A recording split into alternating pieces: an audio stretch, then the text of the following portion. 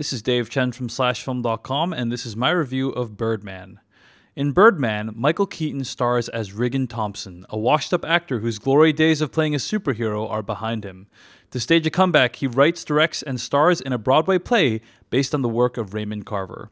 While Keaton hasn't staged a Broadway comeback that I'm aware of, at times the film's comparisons to Keaton's actual career are so on the nose that they're distracting. But what do you expect from a film by Alejandro González Iñárritu?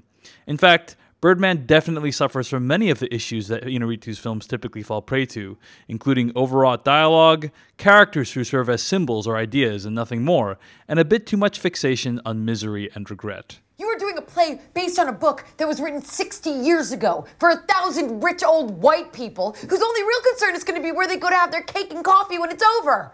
Nobody gives a shit but you. And let's face it, Dad, you are not doing this for the sake of art. You are doing this because you want to feel relevant again. Well, guess what? There's an entire world out there where people fight to be relevant every single day, and you act like it doesn't exist. But still, I loved Birdman. I love films that are technically ambitious, and this one certainly takes the cake. Birdman stitches together every scene to make it feel as though the entire movie was done in one long continuous shot. The result is technically dazzling, and while I could occasionally decipher when cuts were made, like for example when a character briefly passed through a dark section of a hallway, I was still in awe for virtually the entire film's runtime. Then again, I'm the type of person who went to see Russian Ark in theaters. But the technical trickery in Birdman serves a purpose. One of the things I love about the film is how in love it seems to be with the idea of the theater.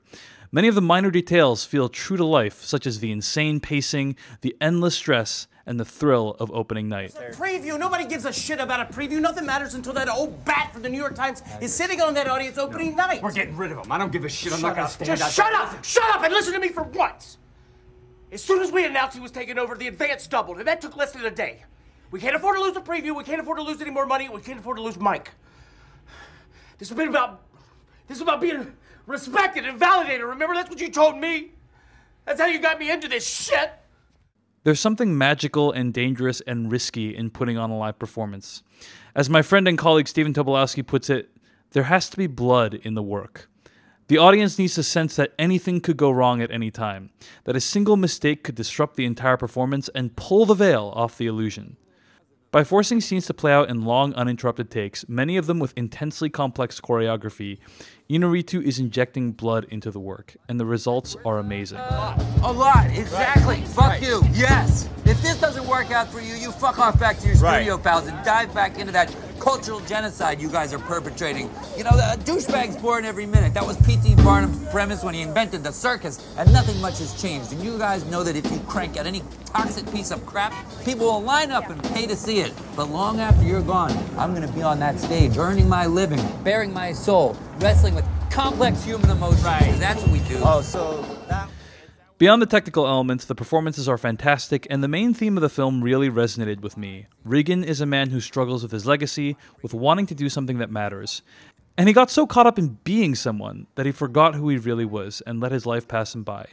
He's desperately trying to do something that matters.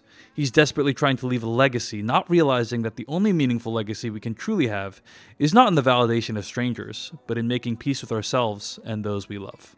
See Birdman because there's nothing like it in theaters. It is truly a labor of love, and it shows. This is David Chen. Subscribe to this page to find more videos. Find my work at /film.com, on Twitter, or at davechen.net.